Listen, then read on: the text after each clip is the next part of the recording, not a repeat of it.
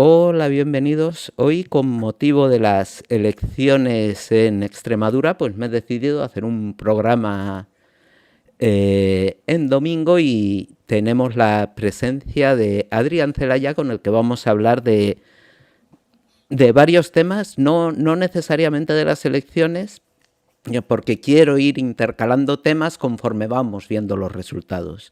Bienvenido, Adrián, y muchísimas gracias por acompañarnos en este día electoral. Hola Javier, gracias a ti por invitarme. Bueno, ya te he explicado, ya sabes que estos temas electorales directamente no son nuestro tema, pero bueno, vamos a hablar de muchas otras cosas, ¿no? Efectivamente. Primero vamos a entrar en las elecciones, ¿vale? Todavía no hay datos, los colegios electorales han cerrado a las 8 de la tarde. Sí están los datos de participación de las 6 de la tarde, la tercera tanda, y se ve que ha habido un retroceso en la participación. Han votado un 6% menos de personas que en las anteriores elecciones. O sea que la gente pues está muy quemada, tanto con unos como con otros, parece Sí, ser. vamos a ver, porque ese tema de la abstención suele ser muy variable de unas elecciones a otras en todas partes, ¿no? Pero efectivamente sí, ese sí podía ser un termómetro del impacto que pueden tener desde un punto de vista de muy corto plazo, pues bueno, los escándalos de corrupción, ¿no? Que muchas veces afectan más que a un trasvase de votos.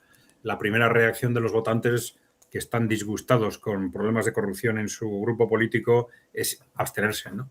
Entonces esto podría ser un reflejo de, ¿no? Claro. Bueno, tenemos ya los primeros resultados y son curiosos. Vamos a compartir la pantalla. Tenemos a tiempo real, ¿vale? El PSOE perdería 2 diputados, el Partido Popular perdería 8 diputados, Vox subiría 10 diputados y Podemos, Izquierda Unida se quedarían igual. Estos son las primeras mesas, ¿vale? Las de pueblitos y todo eso. De momento, PSOE 408 votos, PP 303 y Vox 263 y Podemos 7. Y a ver, Soberanía y Trabajo 1. Vale, bueno, Es un comienzo, es un comienzo. sí, sí. Bueno, son datos muy, muy preliminares, iremos siguiéndolo, pero si te parece, vamos a entrar en otros temas e iremos siguiendo la jornada conforme vayan viniendo los datos. Me tiene muy intrigado lo que está haciendo Rusia en la guerra de Ucrania. El primer tema del que quería que nos comentases es los bombardeos que están haciendo en puentes en Odessa. Vamos a poner un mapa para que veamos este mapa. Vemos Ucrania y vemos que Odessa, el oblast de Odessa, está como partido en dos, ¿vale?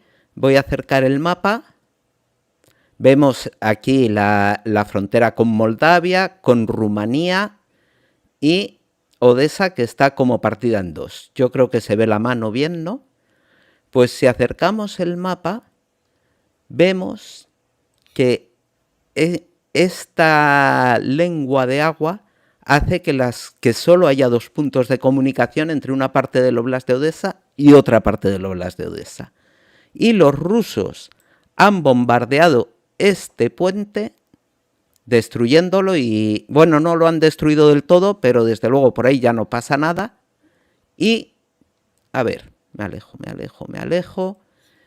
Y aquí otro puente en esta carretera, que también han impedido el paso. Y además, han bombardeado otro puente, creo, a ver, creo que aquí, el puente ferroviario, ¿vale? Y, y este dato es importante, aquí está el puerto de Izmail, que es un puerto fluvial del río Danubio, por el que llega muchísima carga y sobre todo muchísimo armamento.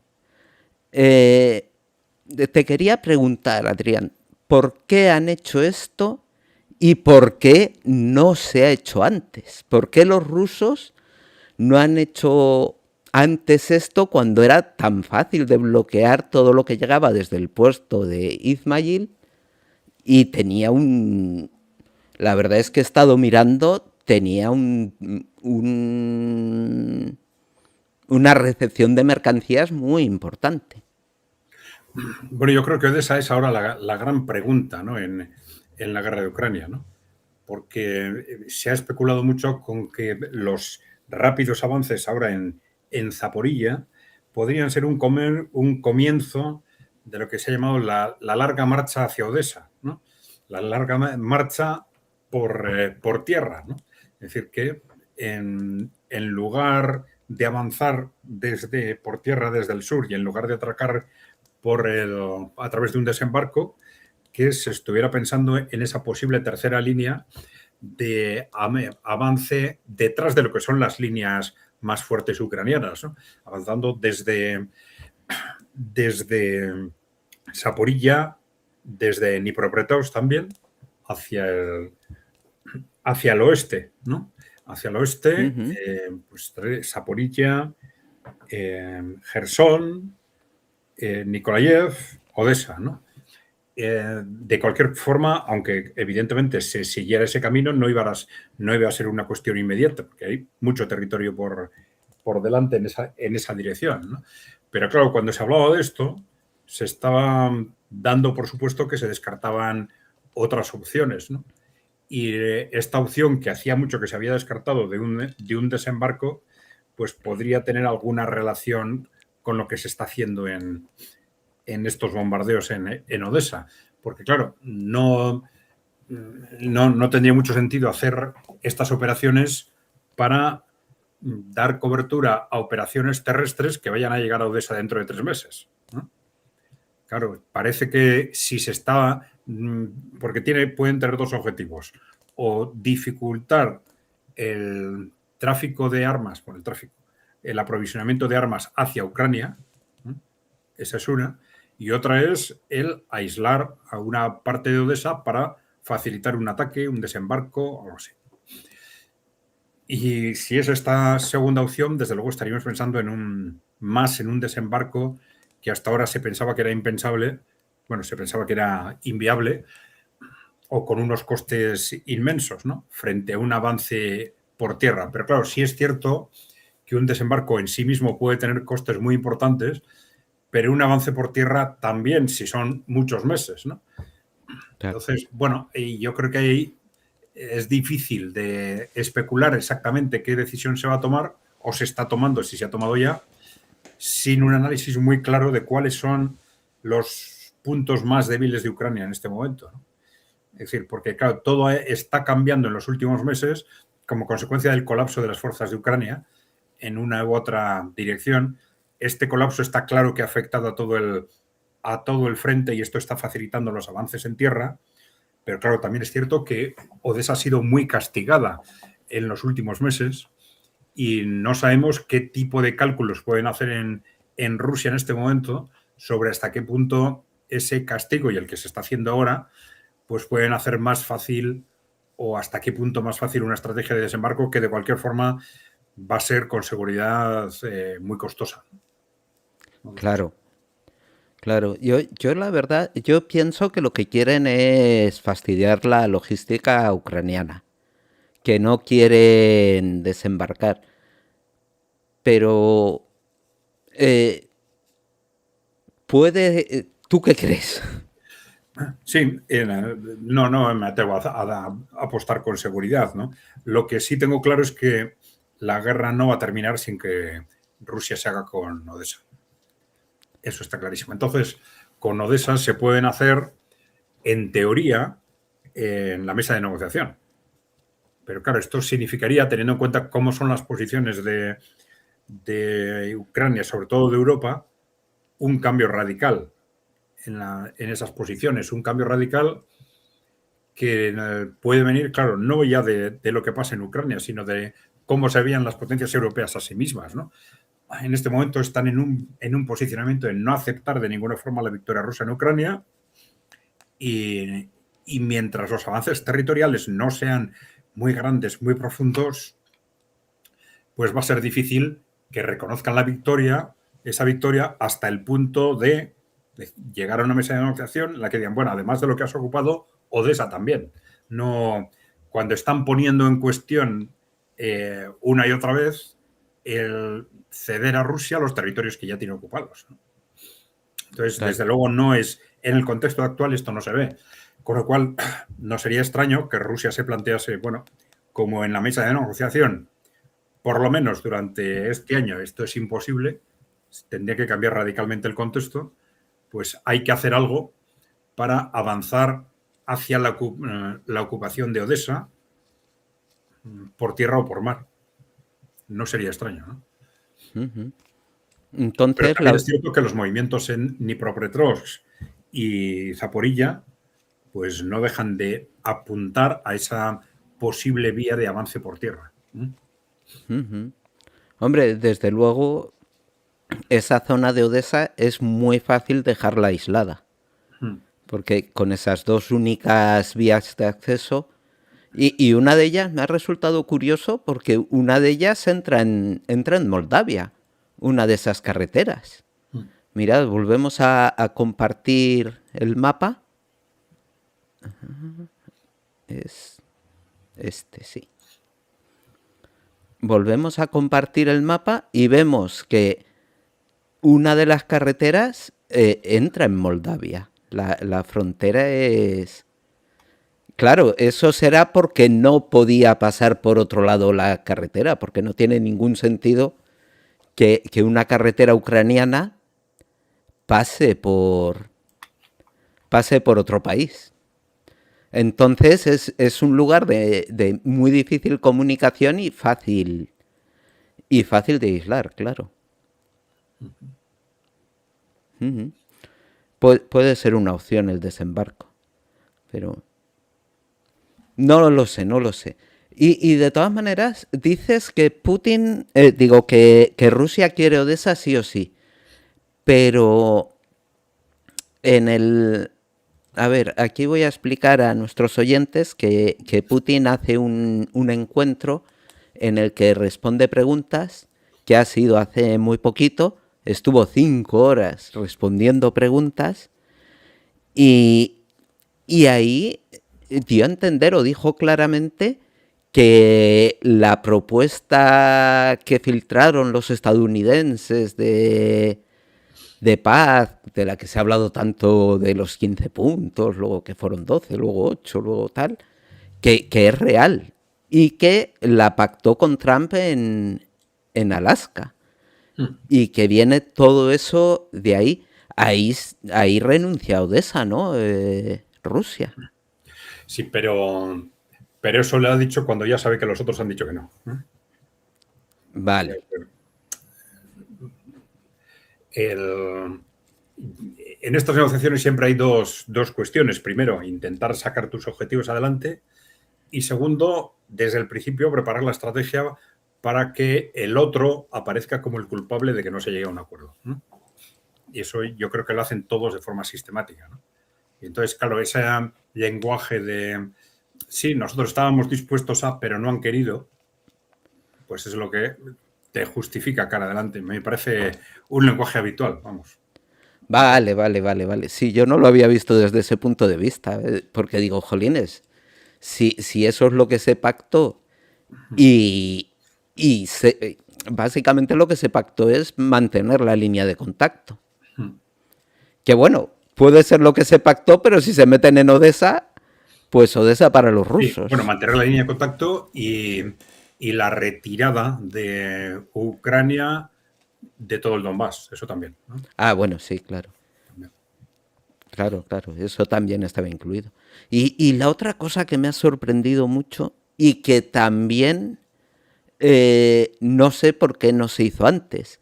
Los rusos parece que quieran hacer una ofensiva en Sumi. Mm. Vamos a volver a poner el mapa para que nuestros oyentes vean dónde está Sumi. Vamos a poner otro. Vamos a poner este, que se ve que está la línea de contacto actualmente en una franja azul y vemos que Sumi está aquí.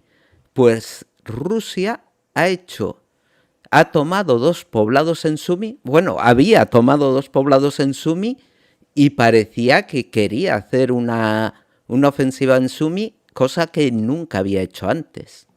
Sí que es verdad que los ucranianos se metieron en Kursk, casi por ahí, muy cerquita, Sí. pero los rusos nunca habían tenido el interés de activar esa zona del frente y ahora parece que sí, ¿no? Bueno, puede haber un objetivo estratégico o simplemente un objetivo táctico de dispersar fuerzas, ¿no? Porque este es el gran activo de Rusia, ¿no? La descompensación que existe entre unas y otras fuerzas. Eso significa que a Rusia le interesa tener activo el conjunto del frente y cuanto más larga sea la línea del frente, mejor. Cuanto más sean los puntos, ¿no? Obliga a Ucrania todavía a aligerar más sus fuerzas, ¿no? Entonces, ese alargamiento del frente en sí mismo es un objetivo que tiene sentido por sí mismo, ¿no? Claro que sí, y desde hace mucho tiempo. Claro. Y eso trae mi siguiente pregunta. Vale, tenga el objetivo de hacer asalto anfibio o no, pero desde luego con los ataques en Odessa fastidia la logística rusa, la logística ucraniana, pero mucho. Porque lo que no hemos explicado es que por barco se puede llevar muchísima más carga que por tierra. Y por barco es por donde pueden llegar las cosas a Odessa. Por el otro lado de la frontera no van por barco. Entonces, claro, fastidiar la logística. Ataques a las infraestructuras energéticas que no se había hecho hasta ahora, o al menos no con la intensidad que estamos viendo. Y estirar la línea del frente, que es una cosa que conviene a Rusia porque tiene un ejército muchísimo más numeroso y más potente. ¿Por qué todo esto que es lógico no se había hecho hasta ahora? Bueno, sí, yo creo que se ha ido haciendo de forma progresiva, ¿eh? Se ha ido haciendo de forma progresiva. Hombre, hay teorías, ¿no? Esta misma mañana estaba escuchando a un experto haciendo referencia a que Rusia ha ido avanzando muy lentamente durante estos 3 años de forma premeditada, ¿no? Porque en lo que le ha interesado es aprovechar ese tiempo para rearmarse. Pero claro, no pensando en Ucrania, sino dando por supuesto que de una forma u otra van a tener que hacer frente a un choque con la OTAN. Y que para esto necesitan, y eso sí se sabe que lo están haciendo, ¿no? Se están reponiendo, más que reponiendo, se están incrementando sus arsenales de todo tipo, ¿no? Drones, misiles, etcétera, ¿no? Ahora con van a desplegar los Oresnik también a fin de año, ¿no? Pero bueno, no hay que descartar que el ritmo que le han dado los rusos a esta guerra sea un ritmo estratégico, ¿no? Los rusos siempre actúan con mucha más frialdad que Occidente, con mucho más pensamiento estratégico, sin dejarse de llevar por retos de corto plazo. No hay que descartarlo en absoluto. Un ritmo pausado en el que han ido progresivamente avanzando, pero siempre sabiendo que cuando esto terminara, digamos, la OTAN se les va a echar encima, o calculando, no debo decir sabiendo, pero calculando que probablemente cuando esto terminara la OTAN se les va a echar encima y, por lo tanto, dándose a sí mismos el tiempo suficiente para armarse, ¿no?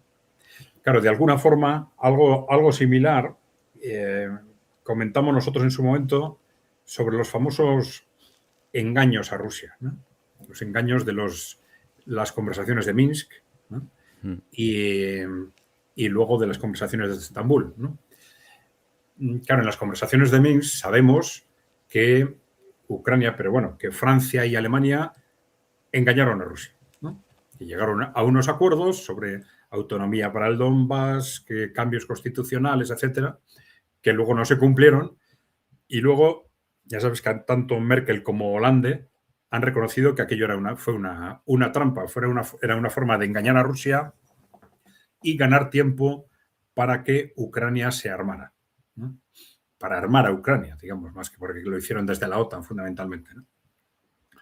Pero nosotros comentamos, bueno, vamos a ver, ¿son tan tontos los rusos? Porque una cosa es que te engañen en un momento concreto. Estamos hablando de un periodo de 8 años, desde el 2014 hasta el 2022.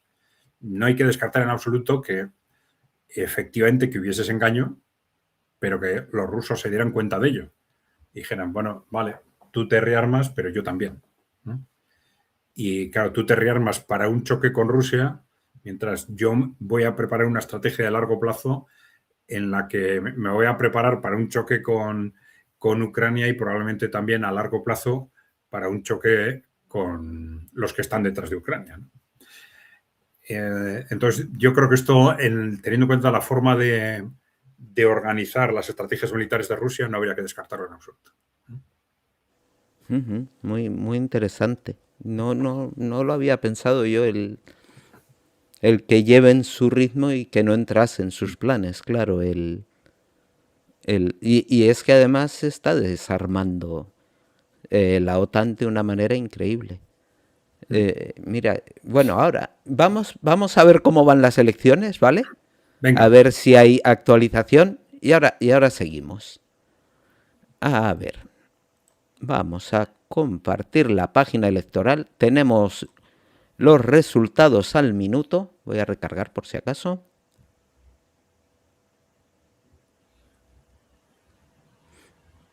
Vale, de momento ha cambiado la cosa. El Partido Popular ahora 27. Lo que no veo es el porcentaje escrutado. El PSOE ha perdido 7, Vox gana 7 y la coalición de izquierdas a la izquierda del PSOE gana 1. O sea, el Partido Popular aún muy lejos de la mayoría absoluta. Y vamos a ver los votos. Los votos sobre todo de Soberanía y Trabajo. 28. Vale, no entra en el Parlamento ni de lejos. Un 0,17. No, tampoco era la expectativa, ¿no? Pero bueno, ya han multiplicado por 28 el número de votos. Sí. Vale, escrutado el 3,48%. Aún son 3% todavía. Bueno. Sí, aún son muy, muy, muy preliminares. Pero vamos, esto va rápido, ¿vale? Esto no es como antaño, que a lo mejor había que esperar toda la noche. Esto a las 9:30 ya tendremos unos datos más, vamos, ya casi definitivos. Bueno, por ahí hemos visto ya muy claramente que el voto del Partido Socialista se ha ido a Vox en bloque, ¿no? Yo no lo sé. ¿Tú crees? Es broma, ¿eh? Ajá. Es broma. Es que porque uno baja 7 y el otro sube 7, pero bueno. Sí, pero sí se da. De hecho, en Cataluña, los barrios que más votaban a Iniciativa per Catalunya fueron los que más votaron a Ciudadanos. Sí, o sea, y eso en otros países ha pasado, pero tampoco de forma tan rápida, ¿no? Siempre suele haber un paso por la abstención, ¿no? Antes del cambio de partido, ¿no? Puede ser. Lleva primero a la abstención y luego de la abstención a otro partido, ¿no? Puede ser. La verdad es que no lo he analizado, pero sí que he visto el ejemplo de Ciudadanos es que es el más evidente, pero sí que hay grandes transferencias de votos a Vox, y sobre todo es que Vox ahora se presentan como la alternativa destroyer, por así decirlo. O sea, mucha gente dice, pues mira, que salga el sol por donde salga, pero vamos a votar a lo que es diferente de verdad. Sí, sí. Sí, porque además lo que en teoría eran las fuerzas alternativas de izquierda ya no tienen ningún rubor en defender lo establecido a capa y espada, ¿no? Es a lo más que aspiran, ¿no? Defender lo establecido. Efectivamente. Efectivamente. Con lo cual, Ahora, la verdad, Izquierda Unida está haciendo muchos actos, muchas conferencias, y yo las veo todas, aunque sean de 5 horas, pero bueno, es un partido al que le di mi voto y sigo mucho. Y sí que es verdad que decepciona mucho, Adrián. Son sistémicos totalmente. Y te hablan como si ellos no estuviesen en el gobierno, como si ellos no fuesen responsables de las cosas que están pasando, ¿no? Y dices, bueno, pues yo qué sé. En fin, que lo del partido único que nos comentas tantísimas veces es una realidad aquí en España. Y como, claro, los medios te presentan como una alternativa disidente, ¿no? A Izquierda Unida, a Vox, pues la gente se lo cree, ¿no? Dice, ay, que son diferentes. Pero bueno, mira, Rafa nos va actualizando el escrutinio. en comentarios, Sí, ¿hay algún dato interesante o no? nada, el 524 de momento. Bueno, Pero vamos, que a María Guardiola le ha salido el tiro por la culata, eso yo creo que parece confirmado, sí, como nos dice Rafa. Vamos a seguir con Rusia, porque a mí me ha resultado, la verdad, muy interesante esto que hace Putin de contestar preguntas y estarlas contestando durante horas. Y es que además dices, bueno, las preguntas pueden ser pactadas porque son preguntas de la gente y de los periodistas, pero las de los periodistas no son pactadas. De hecho, había alguno con bastante mala baba y Putin le contestó. Y ves medios europeos. Estaba ahí El País, el ABC, medios americanos, medios de todo el mundo. Y aquí está prohibido Russia Today, está prohibido Sputnik, está prohibido Hispan TV, que es de Irán, a nosotros nos lo prohíben todo, nos lo censuran todo, pero la dictadura es Rusia, que permite a todos los periodistas estar acreditados, publicar en Rusia y hacer preguntas en un evento tan importante o con tanto seguimiento como este que digo, de preguntas y respuestas. es curioso porque si te fijas hace 5 años, nadie ponía en duda que Rusia fuese una democracia. Decía, bueno, pues les gustaba más o menos Putin o el otro, pero nadie ponía en duda. De pronto se empezó a circular la consigna de empezar a llamar a Rusia autocracia. Autocracia. Claro, es que como este es un tipo muy duro, pues claro, será un autócrata, ¿no? Entonces, autocracia, se extendió eso. Para no decir dictadura, pues empezamos por autocracia, que no se sabe lo que quiere decir, puede querer decir muchas cosas distintas y entonces se extendió, ¿no? Y luego ya en la siguiente fase se empezó a decir, no, es que Rusia no es una democracia, ¿no? Pero bueno. Sí, cuando nosotros somos las democracias y somos los que censuramos. Porque para ver RT, anda que no tienes que liarla. Bueno, todos los sistemas se endurecen a medida que se ven en peligro. Entonces, yo creo que estamos ahora en esa situación. Tenemos unos poderes fácticos, poderes corporativos que se están viendo en peligro ya desde hace muchos años, y a medida que ese peligro va más, pues van tomando medidas de endurecimiento, ¿no? De redes sociales primero, luego censura, progresivamente, ¿no? Sí. Bueno, en algunos países se están metiendo a la cárcel, en Reino Unido sobre todo, ¿no? Ya son cientos de personas detenidas por comentarios en redes sociales, ¿no? Efectivamente, pones un tuit y te arriesgas a ir a prisión. Yo, la verdad es que he visto algunas noticias y algunas de las detenciones son por auténticas tonterías. Y no solo por eso. Vi un vídeo que se llevaban a una niña detenida por estar en un McDonald's y tener que estar en clase.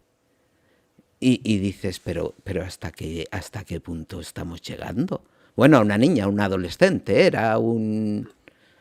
Yo de verdad diría, sobre todo en Reino Unido, que también es un gobierno de izquierdas, en teoría, de teórica izquierda, son los laboristas, están llegando a un punto de censura y de control social que da miedo, da miedo. Sí, sí, no, y puede ir a más si tienen tiempo, ¿eh? Es decir, si ese colapso de las élites europeas dura años, en una situación cada vez peor, podemos ver de todo. Otra cosa es que ese colapso sea demasiado rápido como para darles tiempo, pero si no, pues que ese endurecimiento va a ir a más, está claro, ¿no? Bueno, ya lo vimos con lo que hicieron en las elecciones en Rumanía, la amenaza de Thierry Breton de que si hacía falta lo harían también en Alemania, o sea que no hay que descartar nada. Sí, además gobiernos con poquísimo apoyo popular.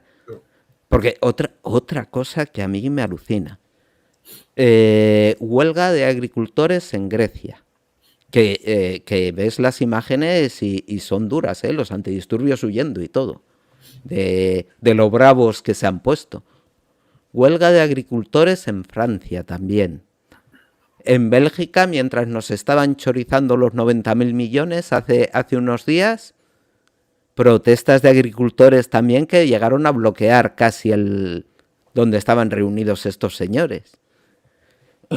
Y todo esto no lo verás en los periódicos, en las portadas, como mucho una noticia chiquitita, o sea, es que nos censuran en toda la información, Adrián. No quieren que tengamos una información objetiva. Sí, y antes había medios alternativos, pero ahora, pues lo de siempre, lo que comentamos siempre, ¿no? En los años 90 se produjo una unificación acelerada de los medios, como se produjo en las fuerzas políticas, y al final, pues bueno, todos responden a esos esquemas, ¿no? Menos mal que periódicos ya no lee nadie. De 65 para arriba, ¿no? Prácticamente, ¿no? Sí, pero lo vemos en las redes sociales, Adrián. O sea, yo cuando hago un vídeo, pues miro Europa Press, miro El País, miro la ABC, miro La Razón, o sea... Sí, pero el que entra a través de Internet acaba viendo otras cosas también, ¿no? Ya. No, Sí, no solo esos medios, ¿no? sí, puede ser. Tú eres optimista con Internet, yo no soy nada optimista con Internet. Porque vemos, es que la misma concentración de medios que hay en los medios convencionales, en periódicos, en televisión, en radio, la hay también en Internet, incluso más. No, la misma no. En Internet, a ver, hay de todo. Lo que pasa es que, claro, hay que buscarlo, ¿no? Entonces, claro, el que entra en Internet y tiene las referencias pues, de los grandes medios de papel y va a Internet a mirar los últimos, pues efectivamente no. Pero esto no es lo habitual, ¿no? Ya las generaciones de Internet buscan distintas cosas, ¿no? No se quedan con sus medios trasladados a Internet, ¿no? Ya, no, pero no me refiero a eso, me refiero que al fin y al cabo YouTube, Twitter, Facebook, Instagram pertenecen a tres personas y lo usan, vamos, y lo usa el 99% de la gente que entra en Internet. O sea que al fin y al cabo es el mismo monopolio, pero diferente. Bueno, es un monopolio, yo creo que tiene que ser más flexible. Por ejemplo, YouTube pues censura, distorsiona, te lleva en unas determinadas noticias, pero sabe que tiene límites. ¿Por qué no censuran todo lo que les gustaría censurar? Porque saben que si van por ese camino, pues van a surgir alternativas, ¿no? Entonces, bueno, pues tienen que andar midiendo también sus pasos, ¿no? Ya. pero hacen otras cosas. Os quitan visibilidad, por ejemplo. Sí, sí, sí, sí. Yo miro las visualizaciones que tiene tu canal, que tiene Demoliendo Mitos, que tiene el Coronel Baños, que tiene... Y ves que habéis pegado todos los alternativos, habéis pegado un bajón, pero gordo, ¿eh? Mm. Sí, en nuestro caso en enero fue una caída fuerte. No sé si fue general en otros medios, pero en enero fue una caída fuerte. Sí. Sí, pues fíjate las visitas que tiene Demoliendo Mitos, el amarillo, que es el principal, pues mira lo que tenía hace un año y mira lo que tiene hoy. Y te puedes ir a todos, al Espía del Telón, que tú también colaboras mucho con ellos, a todos. O sea, vale, no nos censuran, os dejan hablar, ¿no? Pero os quitan visualizaciones. Sí, pero bueno. No, sí, hay que seguir. Y mira, y si os ven 10.000, pues 10.000 que por lo menos van tomando conciencia. No, yo creo que ya hay un porcentaje importante de población que se alimenta de distintas fuentes en Internet, fundamentalmente. Lo que pasa que casi siempre es una formación y una información un tanto anárquica la que consiguen, ¿no? Eso es cierto. Entonces, van un poco pues, a ver la información que les gusta, saltan de una cosa a otra, en algunos casos pues se tragan fantasías, etcétera, ¿no? Pero bueno, es un punto de partida, porque claro, el siguiente es, ya sabes, saltar de Internet relacionándose con otros ya en el mundo físico, ¿no? Claro, efectivamente, que es lo que habría que buscar. ¿Tú ves posible una difusión como se hacía al final del franquismo y los primeros años de la democracia? Que alguien consiga una imprenta, ¿no? O esas máquinas y se empiece a hacer otra vez periódicos, pasquines y tal, como antaño. ¿Si eso tendría éxito o ya estamos en otra? Ahora no, tendría que cambiar mucho Internet, porque ahora en el propio Internet se pueden hacer cosas comparables con mucha mayor eficiencia, ¿no? Por ejemplo, pues abriéndote tú mismo un canal en YouTube o en Telegram o trabajando en Twitter, ¿no? En Facebook. Pues claro, tú con una fotocopiadora y haciendo panfletos, pues llegaban, no sé, 100, 500 personas. Ahora enseguida te puedes hacer con un espacio de 500, 1000, unos miles de personas a los que trasladar tu información, compartir información de otros. Yo creo que esas posibilidades ahora son mucho mayores a través de Internet. Y entonces casi siempre las cosas se hacían en grupos, hacía falta grupos para hacer cosas, ¿no? Mientras que ahora una sola persona puede hacer un trabajo tremendo en Internet. Simplemente, aunque no sean creadores de información, ¿no? Simplemente recogiendo, redistribuyendo, reenviando noticias, en comentarios. Las posibilidades ahora son muy altas y sin medios, ¿no? Sí, hombre, desde luego, mira, yo estoy aquí retransmitiendo con 1.000 euros de inversión total. Y cuánto ordenador, monitores, micrófono, cámara, aro de luz, todo no me ha llegado a costar 1.000 euros y aquí estoy, ¿no? Claro, O y eso sea, es formato vídeo, que se supone que es más complicado que lo que es el texto, que puedes, si quieres, enviarlo en Telegram, ¿no? Sin ningún sí, problema. sí, desde luego el texto es mucho más fácil. Vamos a ver resultados porque ya va por el 20% de escrutinio. Esto ya es significativo. ¿Sí? Sí, vamos a compartir.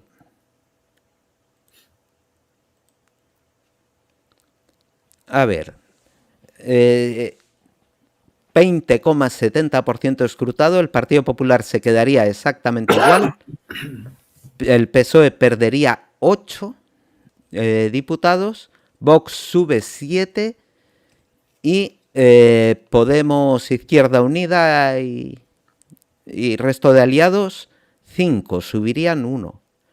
Y vamos a ver Soberanía y Trabajo cuántos votos tiene. 239, el 0,22%. Pacma, muy poquitos también, Pacma.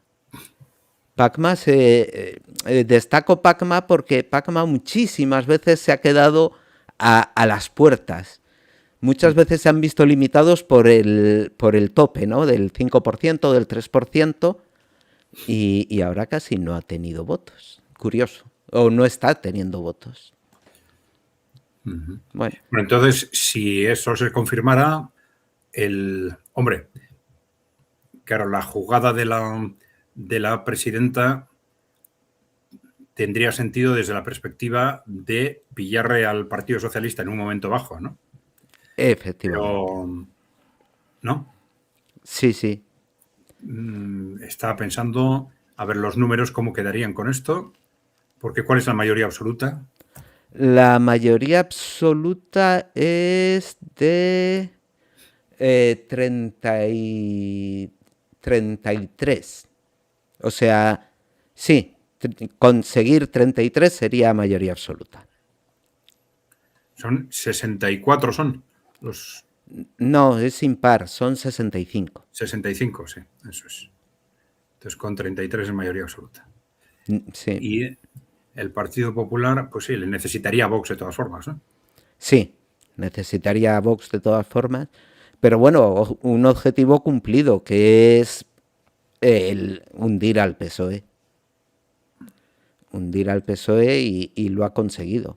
Porque estas elecciones también, yo creo que son, al ser las primeras, van a marcar tendencia. Y van a dictaminar los siguientes pasos en tema electoral.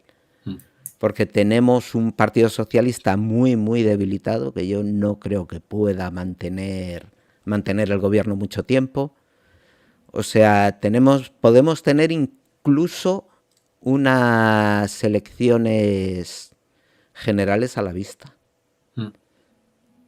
O sea, estos resultados son estas elecciones son más importantes de lo que parece.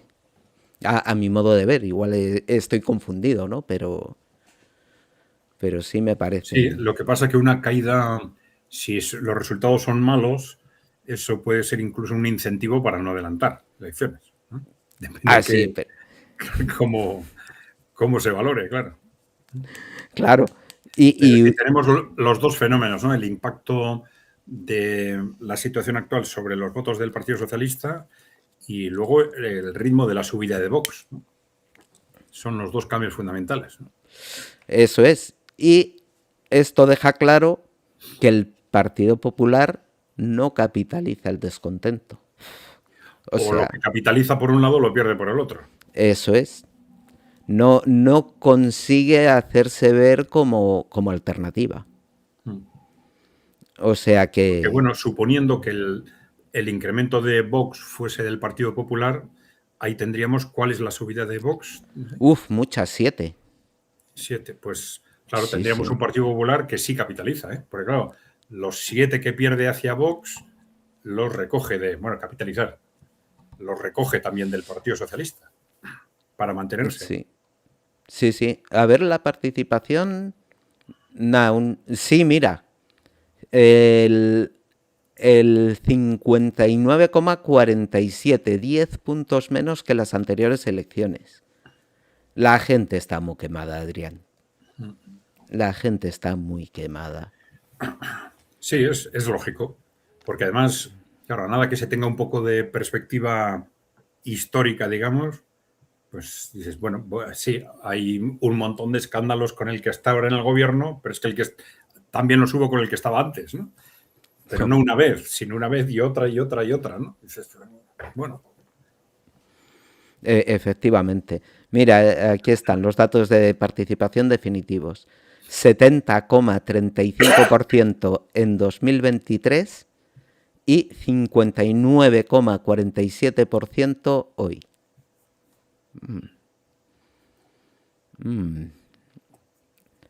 Pero claro, es que la abstención cambia algo, Adrián. Cambia algo. Hombre, ya hemos comentado antes que la abstención suele ser el primer reflejo ante el desencanto con respecto a tu partido, ¿no? Entonces, pues podría ser que hemos visto los datos en base a porcentaje de votos, no en cuanto a cifras, que eso es un elemento interesante, ¿no? Para saber si puede ser que la abstención le haya golpeado fundamentalmente al Partido Socialista. Hostia, el Partido Socialista, con la baja participación, si se confirman los datos, ha tenido que tener una bajada de votos muy, muy, muy importante. Y el PP también habrá tenido una bajada de votos, aún manteniendo diputados. Pero claro, eso lo podremos analizar con el 50%. Ya multiplicamos por 2 y ya está ahí. Ya veremos más o menos la pérdida de votos de ambos Sí, pero partidos. bueno, los votos han bajado, pues digamos un 30%, ¿no? Entonces, si el que haya bajado en votos más de un 30% es el que ha sido castigado por la abstención, ¿no? Sí, vamos a Relativamente. ver. Vamos a verlo. Pero todavía no tenemos más que datos parciales para calcular eso, ¿no? Claro, aún el 20 y pico por ciento, el 29,25. A ver cómo avanza más. Y soberanía y trabajo, pues bueno, es la primera vez que se presentaba a unas elecciones y está muy verde, acaba de celebrar su congreso fundacional. Por lo tanto, estos resultados para soberanía y trabajo no tienen que ser una decepción, porque es un partido que está empezando. Claro. No, al contrario, el objetivo era más que nada aprovechar las elecciones para darse a conocer, ¿no? Efectivamente. Ha salido en algún debate, que lo han hecho dignamente, la verdad, pidiendo, bueno, pues las cosas lógicas, ¿no? Mejora de las infraestructuras, apoyo al sector primario, vamos, lo que pediría cualquier partido sensato, ya no de izquierdas, sino cualquier partido sensato que quiera hacer el bien por su Has comunidad dicho mucho autónoma. con eso, ¿eh? En este momento lo de sensato tiene una carga de profundidad detrás tremenda, ¿eh? Claro, es que yo veo que no, de primeras no hablan, todos estos partidos políticos no hablan de la realidad material. Hablan de cosas que para mí al menos están muy alejadas. Muy como si estuviesen en otro mundo, ¿no? Y, y claro, ay, fíjate, mira, ya que mientras van saliendo resultados, hicisteis un vídeo sobre vivienda que me resultó muy curioso, ¿no? Diciendo que la inmigración tiene un peso sobre la crisis actual de la vivienda que no se muestra o no se quiere mostrar. Yo claro, a raíz de tu vídeo, me puse a mirar el porcentaje de inmigrantes que hay en distintas ciudades, ¿no? Distintas ciudades que conozco. Primero miré Burgos, luego miré Valladolid, luego miré Madrid. Y sí que es verdad que en Madrid el peso de la inmigración es muy fuerte. Madrid, según datos de 2024, un 25% de la población de la capital, bueno, un 24 y pico era, es de origen inmigrante. Pero en ciudades como Valladolid o Burgos, pues son del 9, 10, 11%. Y, y también está la vivienda fatal, tanto el alquiler como la compra.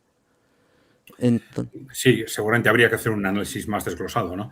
Nosotros lo que decíamos es que antes de entrar al detalle, independientemente de que haya otros problemas, pero que parece casi imposible que no haya un problema de vivienda en un país como España en el que entran 500.000 personas nuevas todos los años.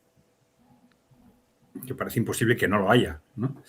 Y recogíamos datos de ese estudio de la de San Pablo CEU, donde se hacía un desglose de las necesidades, de las necesidades de vivienda, y claro, al final se lleva a unos datos según los cuales sin el factor migratorio incluso habría excedente de vivienda, no habría necesidad sino excedente de vivienda.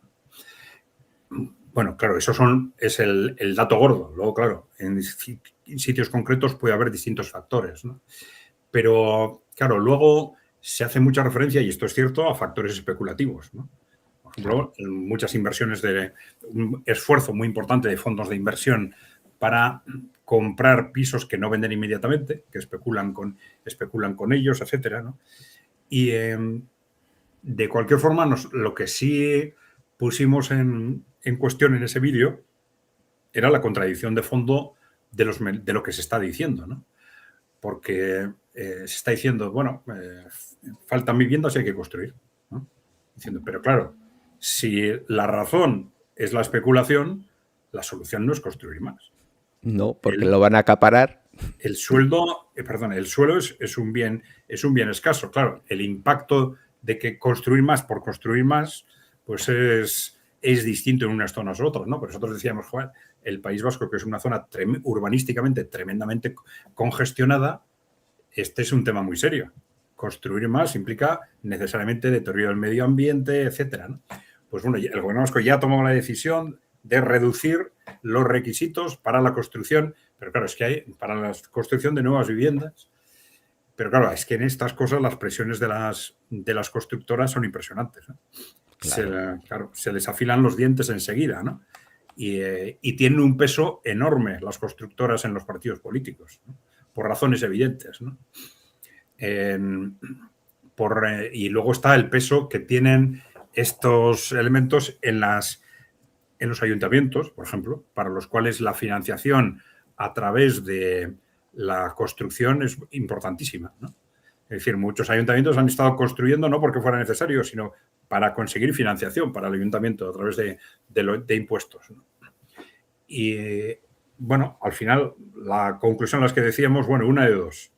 Si, como decís, el problema es especulativo, la solución no es construir más. La solución es regular la especulación, controlarla, ¿no? Porque si no, otra cosa es que la realidad es que no sea la especulación, sino que efectivamente faltan viviendas por el factor migratorio, ¿no? Pero eso no lo dicen porque aparentemente no se puede decir, ¿no? Pero bueno. Claro, de todas maneras, lo que sí que está claro es que, por ejemplo, una ciudad como Valladolid ha perdido 30.000 habitantes desde los años 90. No la provincia, sino lo que es la ciudad. Claro, se han ido a vivir a pueblos de alrededor, pueblos como Laguna de Duero, Renedo, han aumentado muchísimo su población, construyendo muchísima vivienda, y lo que es la ciudad los ha perdido. Entonces, claro, y lo mismo pasa en Burgos, aunque en menor medida, y en Madrid ha aumentado muy poquito la población en muchísimos años. Entonces dices, bueno, si antes cabían 330.000 personas, ¿cómo puede ser que hoy no quepan 300.000 en el caso de Valladolid? Hay un efecto de reducción del número de componentes por unidad familiar. Es decir, ha habido una tendencia que se ha mencionado mucho en el mercado de la vivienda, ¿no? Claro, donde antes en una vivienda entraban 6, luego 5, luego como media 3, luego como media 2, y hay muchísimas viviendas, cada vez más, con una persona, ¿no? Entonces, ese efecto sí es importante para neutralizar ese estancamiento o reducción de la población, ¿no? Pero claro, en general, en conjunto la población ha aumentado significativamente por el factor migratorio, claro. Claro. Sí, eso sí que es verdad. Que entre que no tenemos hijos y que claro, antes vivíamos con nuestros padres, nos independizamos y los padres siguen teniendo su casa y nosotros las nuestras. Ese efecto, claro, y sobre todo en en barrios que tuvieron su gran explosión en los años 70.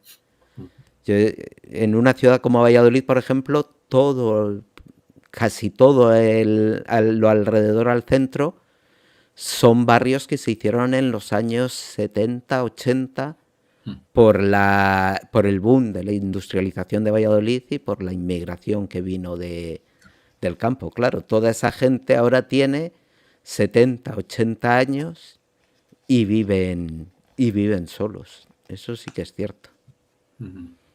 Claro, eso también influye. Bueno, o sea, sí, evidentemente en ciudades como Madrid sí tiene un peso la inmigración. El porcentaje total de migración, en esto puede ser importante el ritmo en los últimos años. Es decir, eso es porque es lo que ha llamado más la atención de España dentro de Europa. España es un país en el que se ha caracterizado en los últimos años por tener cifras de inmigración muy importantes dentro de Europa. Entonces, esos 500.000 al año, claro, igual en Madrid se han repartido de otra forma, pero aunque tengan menos porcentaje, un 10 o un 15, pero si ha habido un 10% en los últimos 3-4 años, pues puede ser suficiente para provocar un problema de vivienda, ¿no? Depende cómo se esté repartiendo, claro. Claro, no, Madrid tiene un 25% de inmigrantes, o sea, en Madrid sí es muy destacable, porque además, claro, todos son población activa. Vamos, que sí, en Madrid sí tiene que tener una influencia. Y respecto a la migración te quería preguntar otra cosa. Hace poco en Euskadi sacaron los datos de delitos por nacionalidades. Y eso generó muchísimo conflicto, tanto en Euskadi como fuera de Euskadi. Yo lo comenté en un vídeo y me reprocharon el que yo defendiese que había que conocer los datos como son, con todas sus variantes, ¿no? Que hay que conocer vertiente socioeconómica, vertiente de origen, vertiente de sexo, todo. Que cuanto más conozcamos, mejores herramientas se pueden poner para evitar esas cosas. Y me reprocharon que se den los datos por nacionalidad porque eso era racismo. ¿Vosotros qué opináis a ese respecto? Bueno, dos cosas. Primero, el que se den los datos es importante para conocer la realidad, ¿no? Porque en conjunto, digamos que es evidente que hay una relación entre delincuencia y un proceso de migración masiva. Pero eso, el peligro de esto es que se empieza a interpretar, digamos, en base a buenos y malos. Es decir, hay migración porque estos son malos. Entonces, eso es lo que hay que evitar. Porque, claro, que hay relación entre el fenómeno migratorio, es claro, porque es un fenómeno... Te llaman.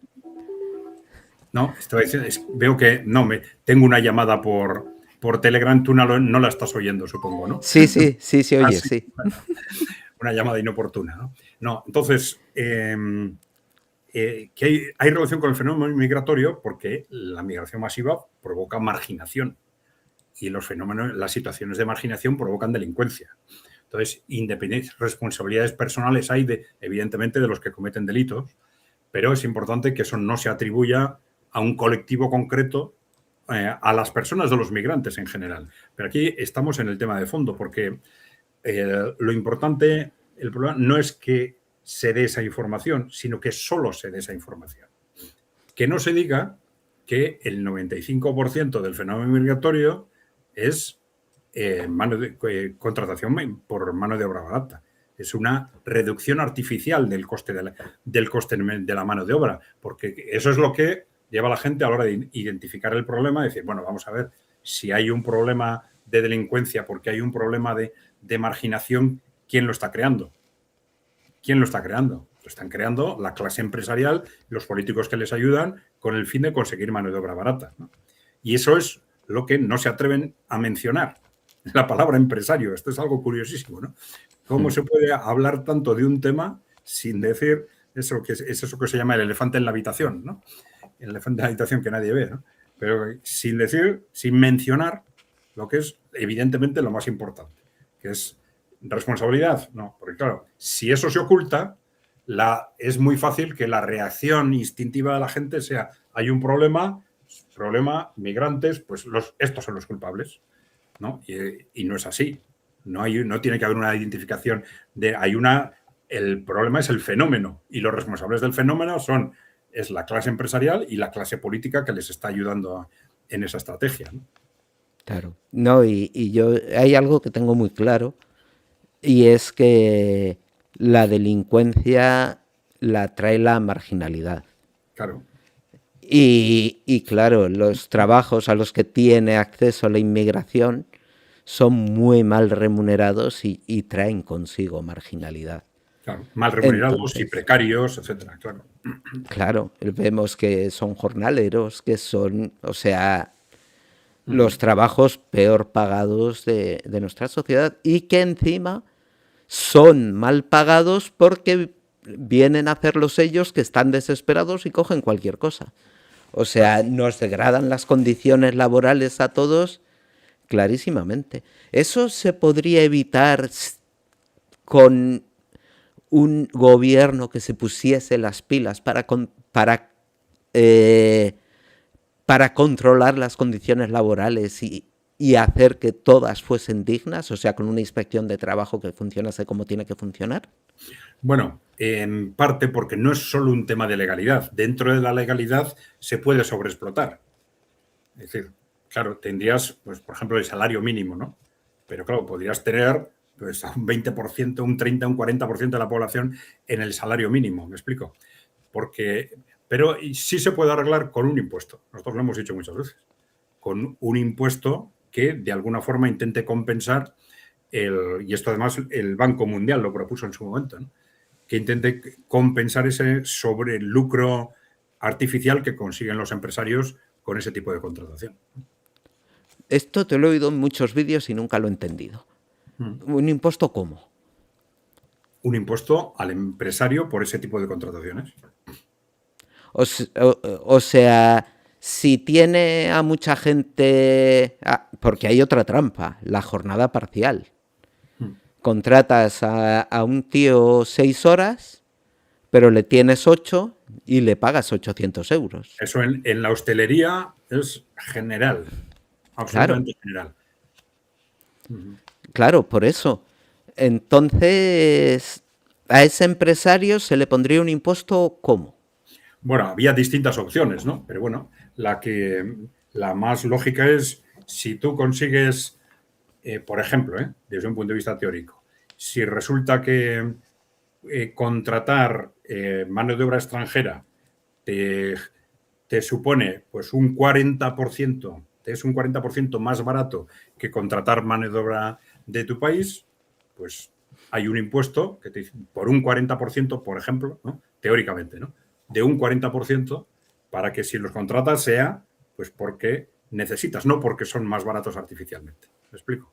Pero bueno, eso es un concepto que permite todas las graduaciones. Tú dices, bueno, pues puedes empezar a decir un 5%. Pues bueno, ya sé que hay un intento de compensar ese lucro artificial. O puedes decir, bueno, pues en base a criterios prácticos, pues en este sector un 5, en este sector un 10, en este sector un 15, ¿no? Y luego otra cosa es, bueno, a qué se dedica ese impuesto, porque eso puede ir al fondo general. Alguna ha propuesto que vaya a un fondo específico pues destinado a los países de origen de los inmigrantes. Bueno, hay propuestas de todo tipo, ¿no? En ese sentido. Y con ese impuesto, ¿qué se conseguiría? ¿Que los empresarios hiciesen mejores contratos? Sí, claro. Que no contratasen en base al lucro artificial.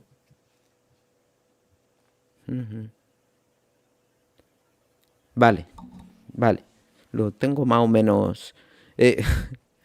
Vamos a ver, suponer que tengo 2 trabajadores uno de aquí y otro extranjero en las mismas condiciones, tengo las mismas expectativas, pero en vez de contratar aquí, contrato al extranjero porque me sale un 40% más barato. Bueno, el impuesto debería compensar ese lucro añadido, ¿no? O podría tender a compensar ese lucro añadido.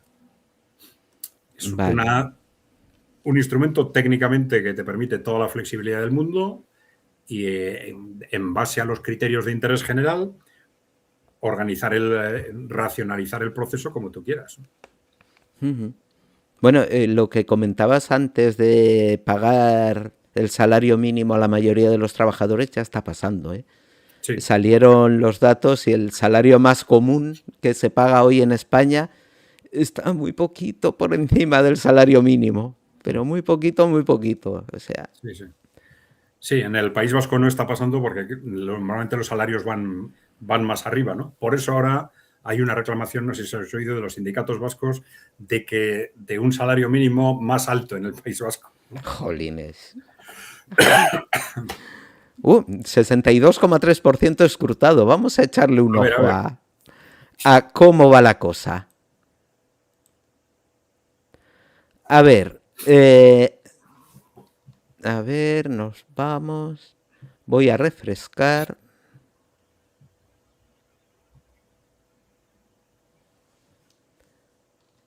Vale. PP 29, uno más de los que tenía. PSOE 18, pierde 10. Vox sigue subiendo 7. Y Podemos Izquierda Unida sigue subiendo 2. La cosa estaría: Partido Popular 29 diputados, al 62,3% escrutado, PSOE 18, Vox 12 y Podemos Izquierda Unida 6. Hay que decir que partían de empate técnico, a 28 diputados, PSOE y PP. Sí, a la derecha están. A la derecha tienes la columna. Sí, sí. O sea que vamos a ver sobre ni trabajo cómo lo lleva. Un 0,23%. Bueno. 900 votos, ¿no? 742. 742.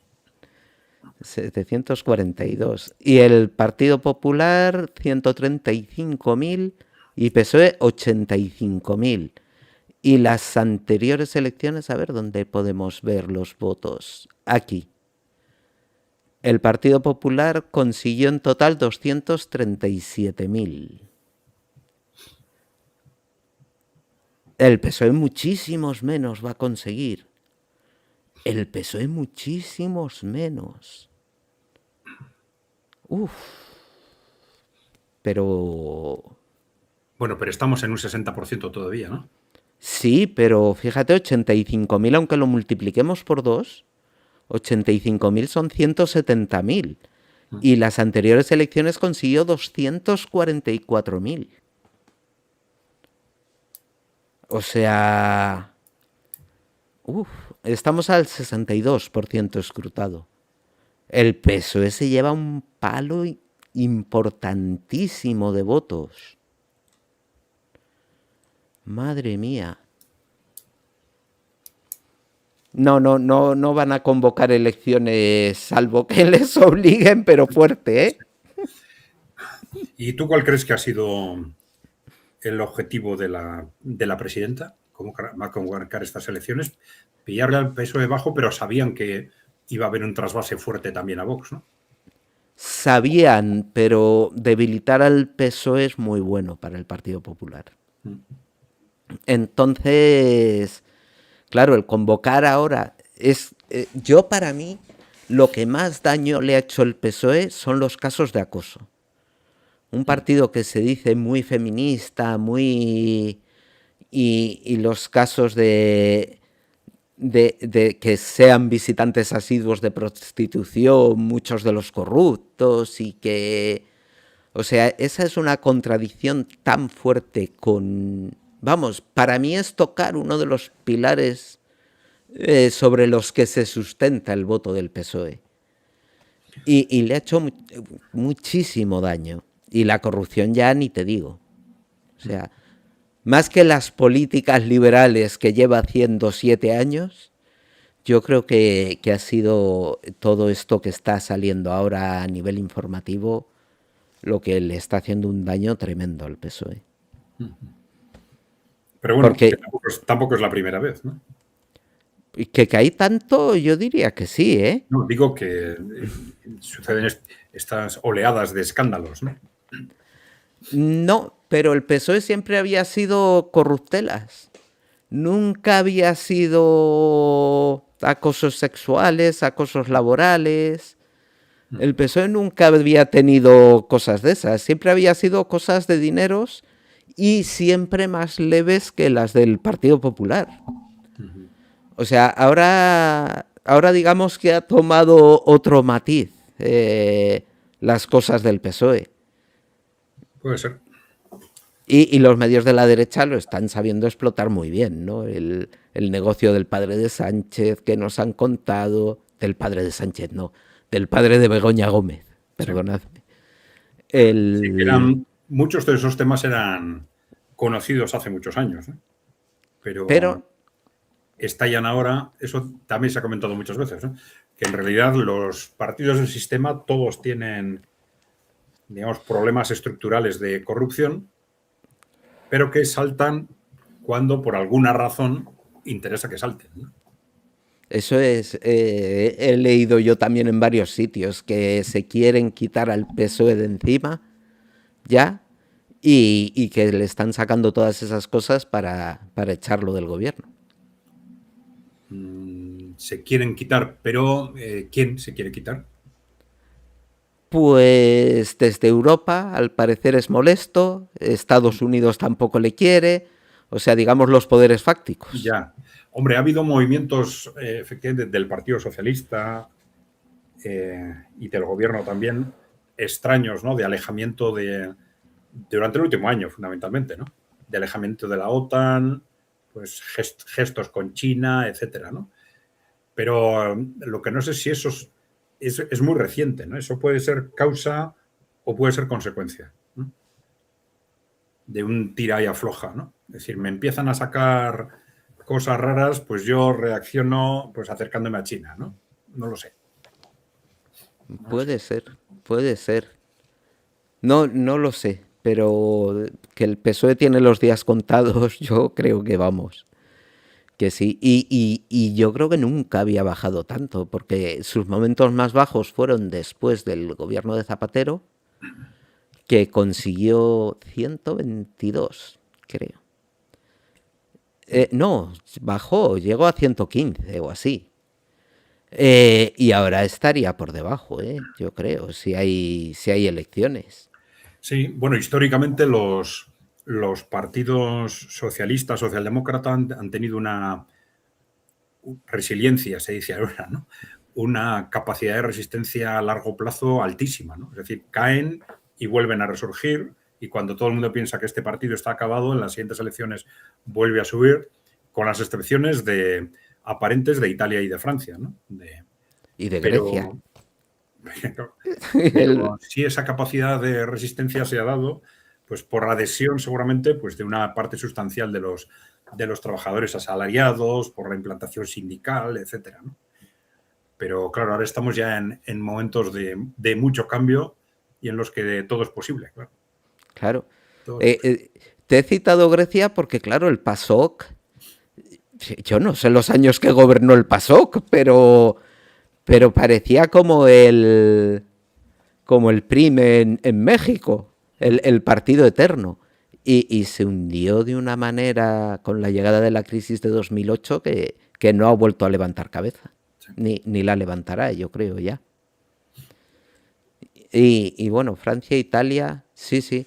Sorprendía un poco, a mí siempre me ha sorprendido que el PSOE aguantase tan bien cuando estaba gobernando, cuando toda la crisis, y tomó las medidas que tomó. Porque lo de aumentar la jubilación, lo de cambiar la Constitución, lo de bajar el sueldo a los funcionarios, o sea, tomó unas medidas que dices, esto es para que pase lo que pasó en Francia. Ahora, históricamente, los partidos socialistas o socialdemócratas se hundían, iba otro partido al gobierno, pero después, a la hora de pensar en alternativas, la gente volvía a pensar en esos grupos, ¿no? Sí. Históricamente. Pero bueno. Mira, aquí nos da el dato Rafael. En 2016 sacó 85 diputados, la cifra más baja de su historia. Que casi le adelanta a Podemos, es verdad, me acuerdo. No, sí, 2016 ya estaba Podemos, salió en 2014. Vale, vamos a echar otro ojo a los resultados, a ver cómo vamos. Aunque yo creo que ya el porcentaje que llevamos, sí, ya está era bastante, sí. Sí, ya está el pescado vendido, ¿eh? A ver, 72,12. Partido Popular sigue 29 diputados, uno más de los que tenía. PSOE sigue 18. Vox baja 1, 11, 6 más de los que tenía. Y Podemos, Izquierda Unida y Alianza Verde, 7, 3 más de los que tenía. Este resultado, Adrián, me sorprende mucho. Me sorprende mucho. No está sufriendo el desgaste de estar en el gobierno Izquierda Unida. Bueno, es posible que como el desgaste esté afectando fundamentalmente al Partido Socialista, haya habido un desplazamiento fuerte del Partido Socialista hacia ese bloque, ¿no? Sí, y también es cierto, no es lo mismo la gestión local y de comunidad autónoma que la gestión nacional. Podemos hacer números así a lo bruto. Si vuelves a sacar el... Sí, vuelvo a sacar. Bueno, imaginándonos el tradicional esquema izquierda-derecha, que eso está cada vez más en cuestión.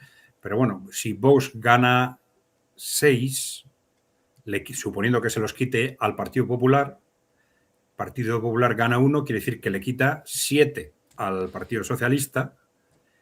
Entonces, el Partido Socialista pierde 10, esos 3, entre el 7 y 10, se irían a Podemos, Izquierda Unida, AV, ¿no? Si esto cuadraría con un desplazamiento de votos en esa dirección. Pero bueno. Sí, también hay que tener en cuenta la abstención, ¿eh? Claro. No, esto es muy a lo bruto, claro. Claro. Habrá que ver al 100% escrutado ya mañana, porque al 100% nunca se queda hoy, por incidencias en mesas, por... Y bueno, también hay que tener en cuenta que el 28% que queda es ya de barrios grandes, de núcleos urbanos. Que a lo mejor cambia un poquito, pero poquito. No os penséis que va a cambiar mucho. A ver... quería ver los votos que lleva Soberanía y Trabajo. Yo tengo la curiosidad. 875, 0,23%. Yo creo que llegarán a 1000 entonces, ¿no? Sí, seguro, a 1000 llegan.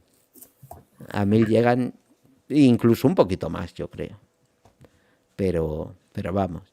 Y desde luego no hay ningún partido.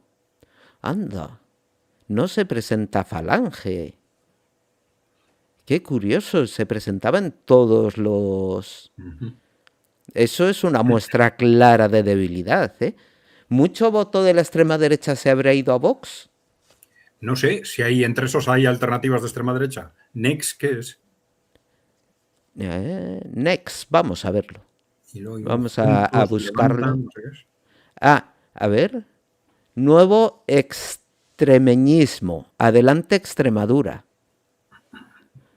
Adelante Andalucía son anticapitalistas, los de... son trotskistas, anticapitalistas, los de Teresa Rodríguez. Adelante Extremadura andará por ahí. Entonces, porque no creo un Juntos Levanta. A ver, Mundo Más Justo son rollo humanista, ¿vale? Eso sí que lo sé. Y Juntos Levanta, Juntos por Extremadura levanta Extremadura. Vamos a ver qué ideología tiene esta gente.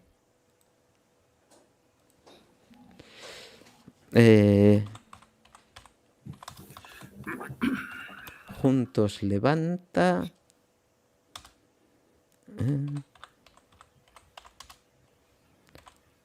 No me sale nada de momento. Que normalmente cuando has escrito 2 palabras ya te sale. A ver, aquí hay un artículo de la COPE que busca ser la llave del próximo gobierno regional, coalición regionalista.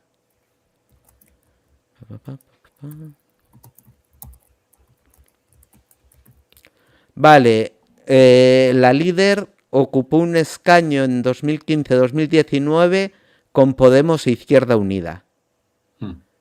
O sea... No, la líder no. Espera. Nada, de todas maneras son regionalistas. Pero no nos dicen la ideología que tienen. Ya hay un 79% del voto escrutado. Sí, a ver qué refresco. Lo bueno de poder acceder a la página es que lo tenemos al minuto. Claro. 79,31. Cuando el escrutinio va rápido es fenomenal, ¿no? Sí. No, y que tenemos los mismos datos que tienen los medios de comunicación desde nuestra casa ya. No es como antes que tenías que ir cambiando de canales, que tal. Pues ahora mira, podemos seguir al minuto los resultados desde aquí.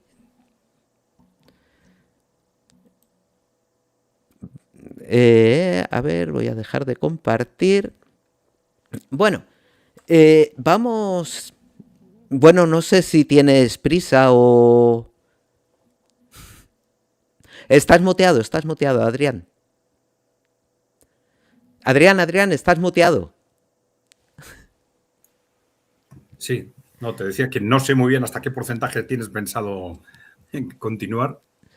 Va, si quieres hablamos un poco de la IA y ya vemos resultados y lo dejamos, porque yo creo que ya está todo claro. Sí, con un 80% ya. Claro. A ver, la inteligencia artificial. Ha salido un estudio hace poco del que se hace eco un artículo del País sobre la inteligencia artificial y lo nocivo que es para la juventud. Voy a leer un párrafo del artículo, os lo voy a compartir. A ver. Vale, vamos a compartir el artículo y voy a leer un párrafo que es muy duro, la verdad. El artículo se titula ChatGPT no pasa la prueba, así pone en peligro la vida de los menores. Y nos cuenta que ellos han hecho un estudio inventándose unos perfiles de menores y cómo se comporta ChatGPT, ¿vale? Pero vamos a leer este poquito. Un informe de la Asociación Estadounidense de Psicología indica que millones de personas en todo el mundo usan chatbots de inteligencia artificial para atender necesidades de salud mental y advierte que la mayoría carece de validación científica, supervisión y protocolos de seguridad adecuados. En España, el 18% de las chicas y el 12% de los jóvenes entre 12 y 21 años suelen usar la inteligencia artificial para conversaciones íntimas o compartir cuestiones personales, según el informe. Así somos, estado de la adolescencia en España, de la ONG Plan Internacional. Algunos adolescentes piden a los chatbots consejos sexuales o sobre problemas de salud mental. Así lo indica una investigación de la organización Internet Matters en Reino Unido, que destaca que los niños vulnerables tienen más probabilidades de usar estos asistentes para sentirse acompañados, evadirse o como si fueran amigos. Además, 1 de cada 4 prefiere hablar con un chatbot de IA antes que con una persona real. Durísimo, durísimo. Estás muteado otra vez. Te decía que no me extraña, yo este año estoy utilizando, en principio para practicar inglés, una asistencia de inteligencia artificial, y la verdad es que era maravilloso. Es decir, él charlaba con ella y me daba la razón en todo, ¿no? Entonces decía, no me extraña en absoluto que esto sea atractivo, ¿no? Es decir, conversaba, e incluso por muchas barbaridades que dijeras, lo más que hacía era decirte algo así como, bueno, es un punto de vista, aunque hay otros, ¿no? Eso es lo más duro que te decía, ¿no? Pero siempre las respuestas eran, muy interesante, ¿no? Ese comentario que haces, ¿no? Es un planteamiento realmente bien pensado, ese tipo de comentarios continuos, ¿no? Y dices, bueno, frente a estar enfrentándote con la familia constantemente, pues en lugar de eso, tener una inteligencia artificial que te trata así y te da siempre la razón, pues es una maravilla, ¿no? Pero bueno, ese es el chiste. Ese es el chiste. Claro. Pero no lo sé, porque con muchos avances tecnológicos hay riesgos, hay oportunidades, y ser prudente seguramente siempre es bueno, pero tampoco situarse en esa posición de resistencia en general frente a cualquier avance tecnológico, ¿no? Yo creo que ahí tenemos un problema estructural en Occidente, yo creo que lo comentamos en un programa, ¿no? Que siempre los ciudadanos occidentales nos ponemos a la defensiva frente a los avances tecnológicos, y el otro problema es que nuestros empresarios no invierten en tecnología, ¿no? Y eso, con el conjunto de lo que ha sido la cuarta revolución industrial, está siendo muy claro, ¿no? Entonces, en Asia, sobre todo en China, invierten, y la gente confía en que los avances tecnológicos se van a utilizar en interés general. Y aquí tenemos un problema, porque las empresas no invierten primero, y además los ciudadanos estamos a la defensiva por una experiencia histórica de que tenemos esa sensación de que los avances tecnológicos se gestionan en función de intereses particulares, ¿no? Pero bueno, que hay que ser prudentes es evidente. Es evidente. No, sí, y desde luego el artículo también habla de que incita al suicidio a determinados jóvenes, que si un joven es anoréxico, le dice maneras de ocultarlo, le dice maneras de... Y que claro que es Bueno, muy... pero eso, a ver, pero ese tipo de información, antes de la inteligencia artificial, seguramente lo podían conseguir entrando en navegadores, en Internet, por otras vías, ¿no? Claro, pero la inteligencia Pero es más artificial, complicado, pero... claro, como que la humanizamos, ¿sabes, Adrián? Como que yo el otro día me vi por Twitter discutiendo con el Grok este. Y dije, pero ¿qué estoy haciendo? De verdad. Y dije, pero ¿qué coño estoy haciendo discutiendo con una máquina? Enseñándolo, le estabas enseñando, ¿no? Efectivamente. Bueno, vi un vídeo. ¿Sabes cómo aprenden esas máquinas? Preguntando. Bueno, sí, esa es una faceta, pero otra, tienen contratados por salarios de miseria a un montón de gente en el tercer mundo que se dedican a etiquetar fotos. Les ponen miles de fotos y ellos pues dicen, mira, aquí hay un árbol, una bicicleta, esto es un señor tal, esto es un pelo rizado, esto es un... Y hay miles y miles y miles de personas etiquetando fotos para que la inteligencia artificial tenga en su base de datos pues lo que es un señor, una bicicleta, un tal, un cual, y que vea las diferentes alternativas. Y dices, a ver, o sea, está dando trabajos de miseria, de hambre en el tercer mundo y quitando nuestros trabajos en Occidente. O sea, miseria al tercer mundo, miseria a Occidente. ¿Cómo no vamos a ser reticentes a este tipo de tecnologías que ni son inteligentes, por lo menos lo que nos ponen a nosotros, ni son eficaces, ni son efectivas, y llega Amazon y nos dice, no, voy a hacer un ERE de no sé cuántos mil trabajadores, de los cuales casi 1000 van a ser en España, porque voy a implementar la inteligencia artificial? Pues Adrián, claro que somos reticentes. Claro. Por eso, por la experiencia o la sensación de que esos avances no se van a gestionar en interés nuestro. Ese es el tema. Ahí está. ¿Y Es cómo? una sensación que, yo te decía antes, en Asia, en China no existe. No tienen.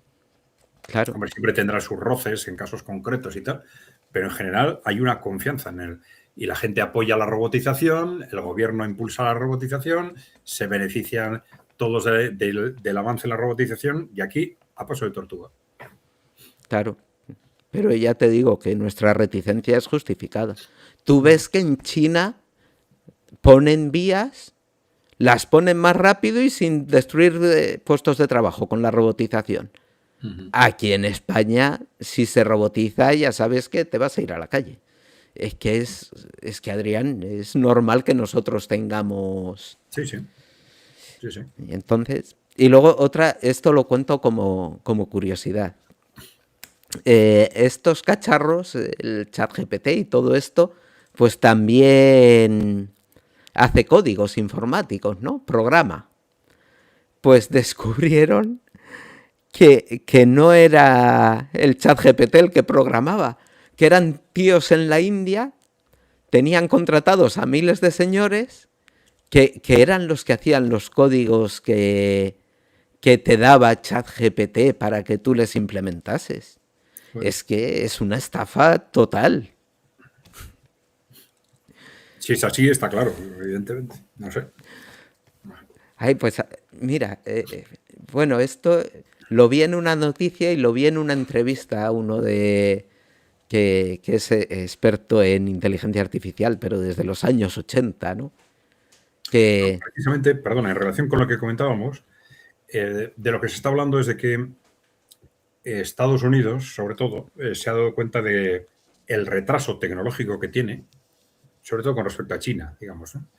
Y que en la cuarta revolución industrial, pues China ya les ha pasado en prácticamente todos los ámbitos y que están apostando por la inteligencia artificial como una forma de saltar, ¿no?